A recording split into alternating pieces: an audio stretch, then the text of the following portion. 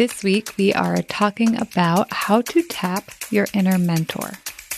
You are listening to Love Your Job Before You Leave It, the podcast for ambitious, high-achieving women who are ready to stop feeling stressed about work and kiss burnout goodbye forever. Whether you're starting a business or staying in your day job, this show will give you the coaching and guidance you need to start loving your work today. Here's your host, career coach Corey Lynn. Hey, y'all. I'm excited to talk about inner mentors with you. You may be wondering what that is. We will get to that in a minute. But first, I wanted to share something that came up recently. I actually can't remember who I was having this conversation with. I think it was a client. It could have been my girlfriend. I'm not 100% sure.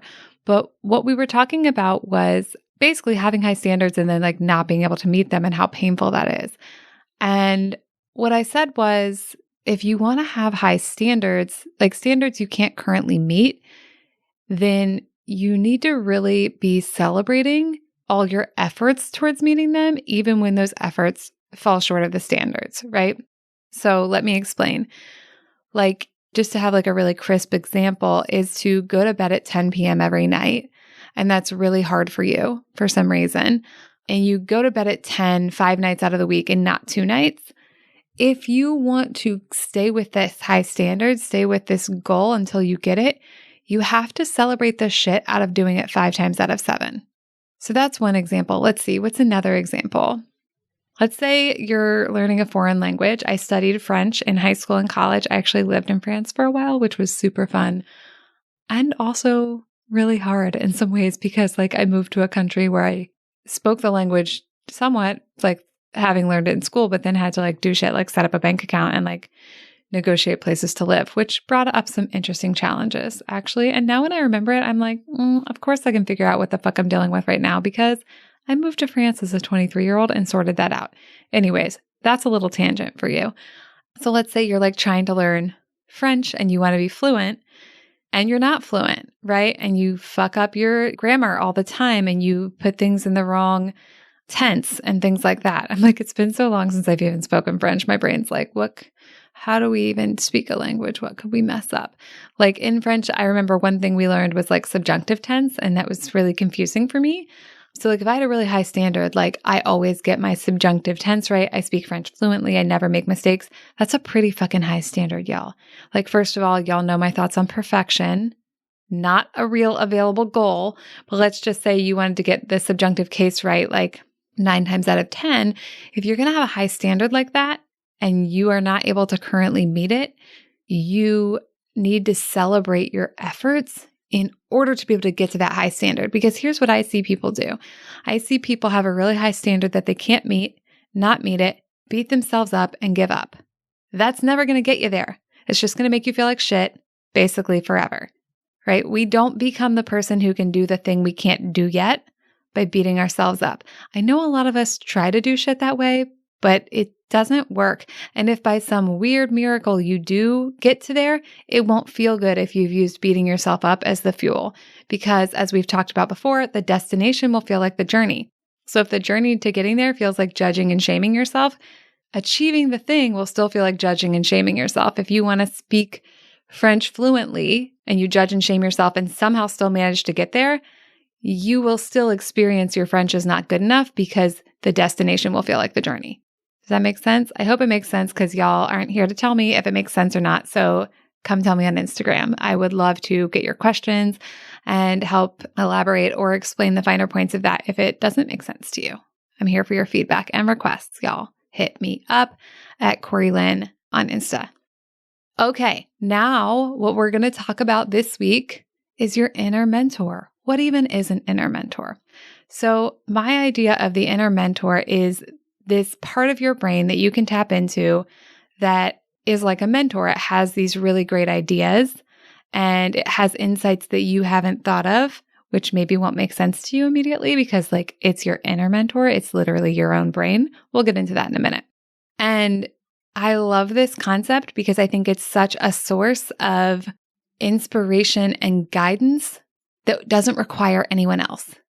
I mean, listen, getting outside mentors is also great. I've got several. I talk about them all the time. I also have like other people in my life, like my girlfriend who's super supportive, who listens to me talk and reads a lot of my work. And we do, go to each other for advice and guidance all the time. But an inner mentor is something else. It's something really special and wonderful and self-contained. And I think there's a way also in which the inner mentor helps you reestablish personal agency.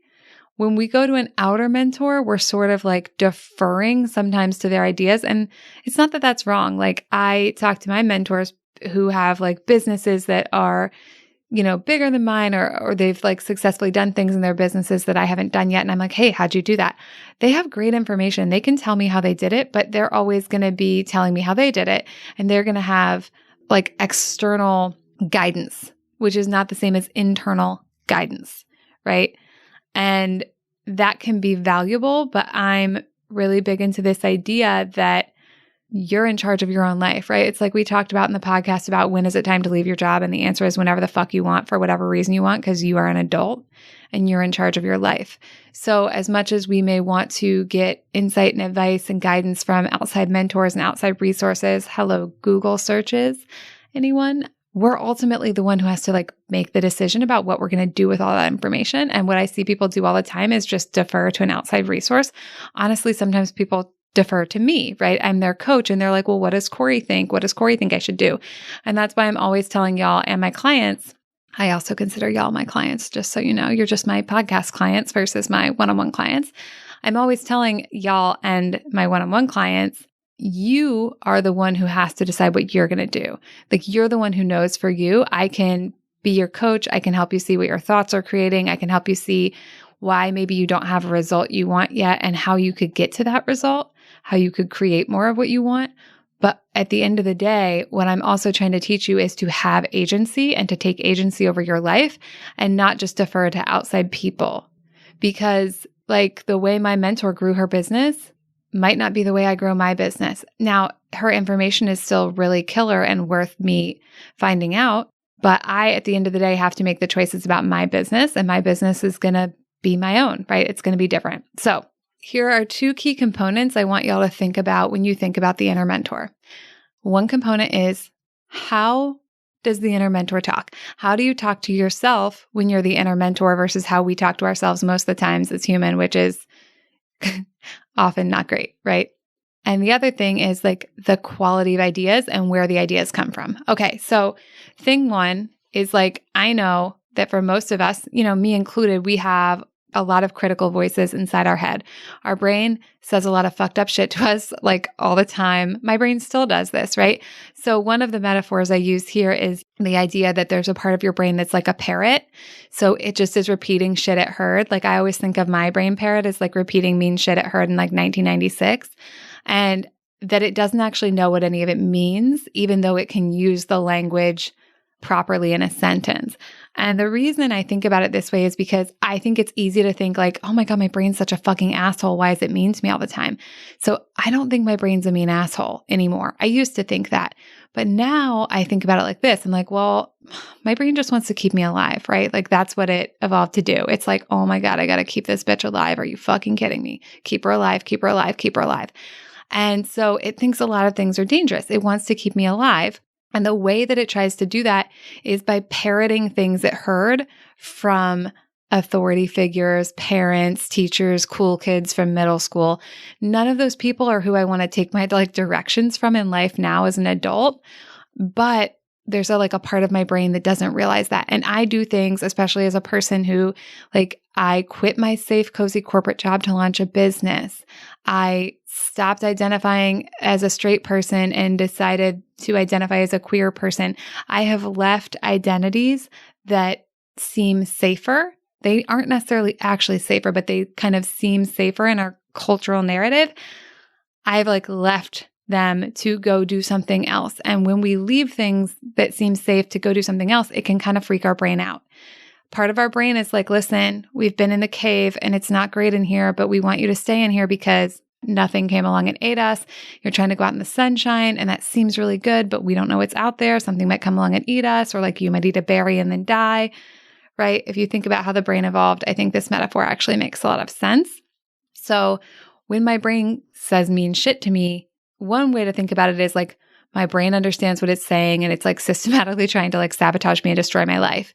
I understand why we might think about our brains that way sometimes. I just don't think it's true. And I just don't think it's useful, right? Because then it just makes me want to have a fucking war with my brain. And I live with her. Like we're together all the time. Like it's not going to work. Well, me and my brain won't get anything else done in our life if all we're doing is fighting with each other. Versus if I'm like, oh, my brain just wants to keep me alive and it's confused about how to do that. And it's just a parrot that's parroting shit it heard a long time ago. And the shit that it's parroting doesn't mean anything. So if my brain tells me you're being dumb, I can be like, oh, my brain thinks I'm being dumb. Or I can be like, wow, my brain found like an old cassette tape, to like change the metaphor now from a parrot to a cassette tape, right? My brain found this old messaging and it's playing it back because, it senses potential danger and it thinks this is what it's supposed to do when there's potential danger, right? So back to the inner mentor. With the inner mentor, we're not going to fucking talk to ourselves like that, right? Because the inner mentor is not a parrot from 1996. We all have an idea of like how a mentor talks to a mentee or how we would want a mentor to talk to us. Like I'm sure there are some mentors out there who maybe talk the same way my brain parrot does. That's not what we're going for here, friends. Okay. So I want you to think about like, if I had a mentor I loved and respected who loved and respected me, how would they talk to me? That is the quality of talking you want to do to yourself when you're talking as the inner mentor, right? You can even think like, how would I talk if I were mentoring someone else? Or like, how would I talk if I were speaking to a friend I really like love and admire who's facing a similar situation? How would I talk on purpose to someone like me if I were not also me? Because we have like these ridiculous, crazy, like high, bizarre expectations of ourselves. And then we say all this like mean shit to ourselves. Thank you, parrot brain. But we don't do that to other people generally. I'm sure some people do, but most of my people don't. They're letting their parrot run wild when they're talking to themselves. But I'm like, well, what if like your bestie did that? And they're like, well, she's amazing and she's like going to figure it out. And this is like, she's going to be stronger because of it. They have this like totally different type of speech when they're talking to someone else. And that's what I want you to tap into for this.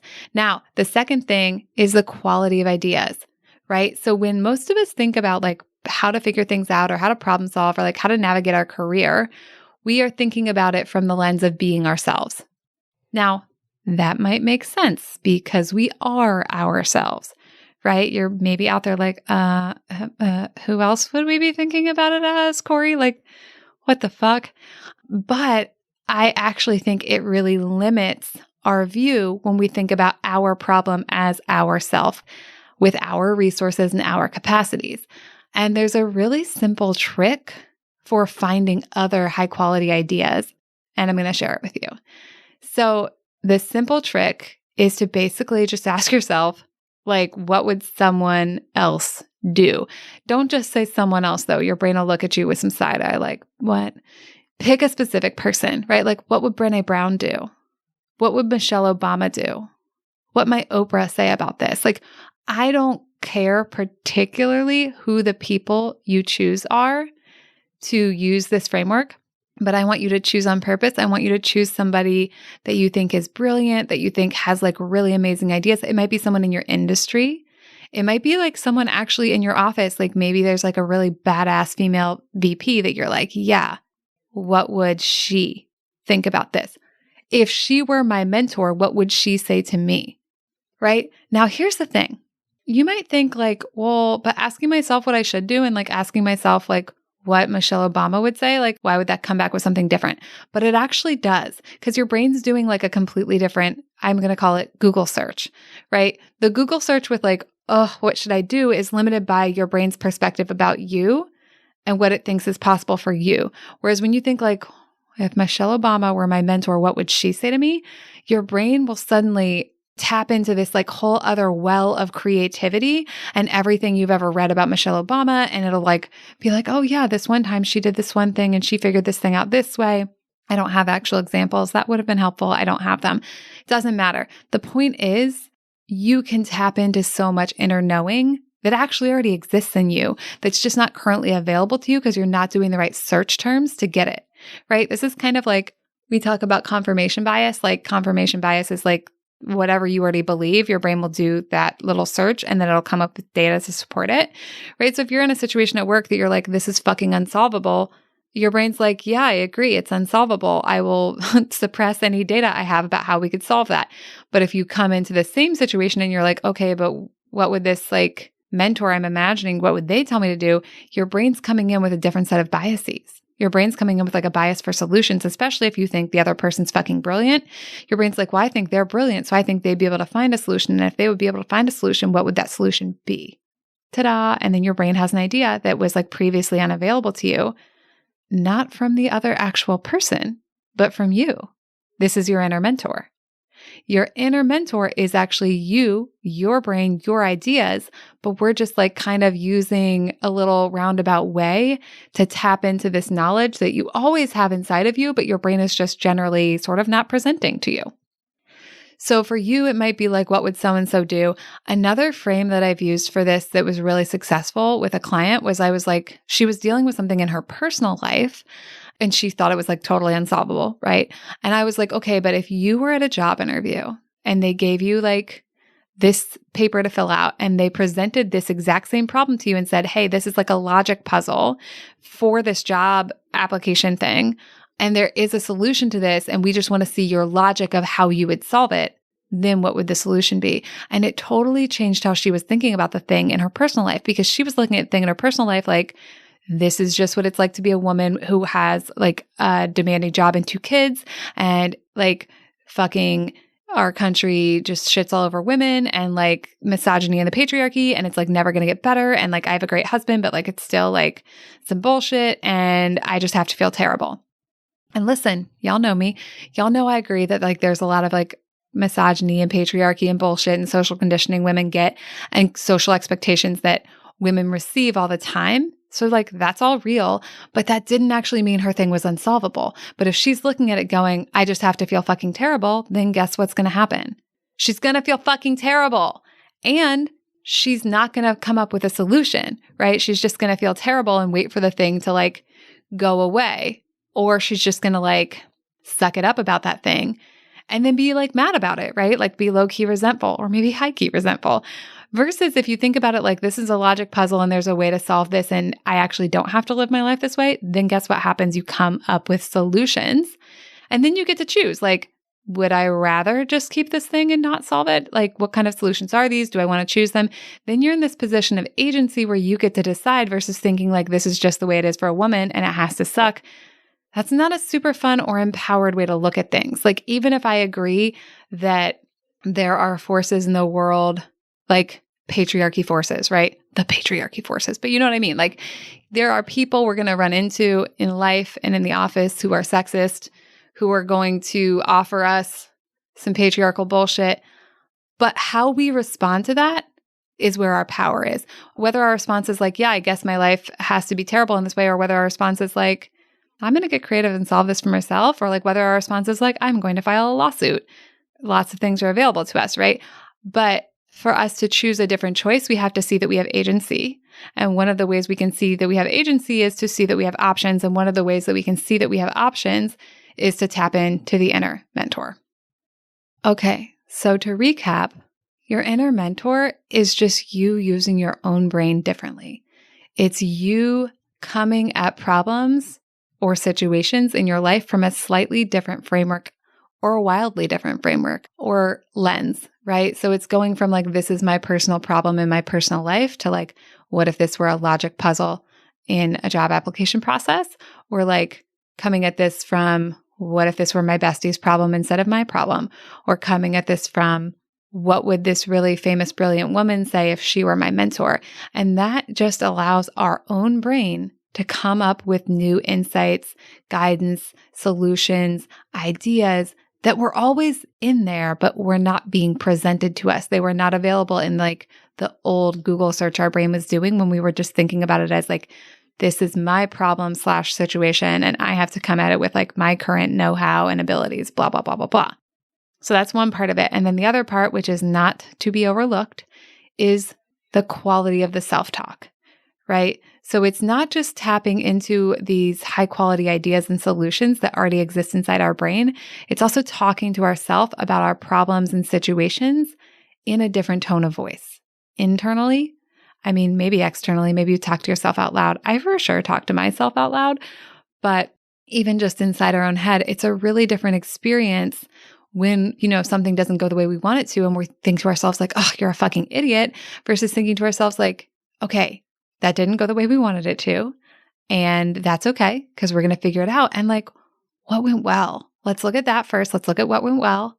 Then we'll look at what didn't go well. And then we're going to look at what we're going to do, right? So even if we did something and it didn't work out and we want to do better, or we want to correct it, looking at the quality of speech, the quality of voice we're using to talk to ourselves about that, and also looking to tap into that higher quality set of solutions and ideas that's always available to us. It's part of our brain. We just have to do the right Google search to find it. All right, y'all, I would love to hear from you about your own inner mentor, what she has to say, what situations you're tapping into her knowledge about, and what's changing in your life now that you are using this tool. And if you love what I teach and you want some help taking things a little bit deeper and figuring out how this all applies to your own life, I've got good news for you. I've got space for a few new one-on-one coaching clients starting this month. So let's hop on a call. I'll give you some coaching right away to help you get going. And if it seems like a good fit, I will share with you how we can work together. Just head on over to my website and click on the Work With Me button and get started there. Also bonus, my coaching offering is totally virtual so as to better serve my global audience. And yes, I do work with people who are not native English speakers, and we've had great success doing that. There's even a testimonial on my website with someone in that category, so you can check that out on the testimonials page. All right, y'all, have a lovely week, and I will talk to you next time. Bye. Thank you for listening to Love Your Job Before You Leave It. We'll have another episode for you next week. And in the meantime, if you're feeling super fired up, head on over to CoreyLynn.com for more guidance and resources.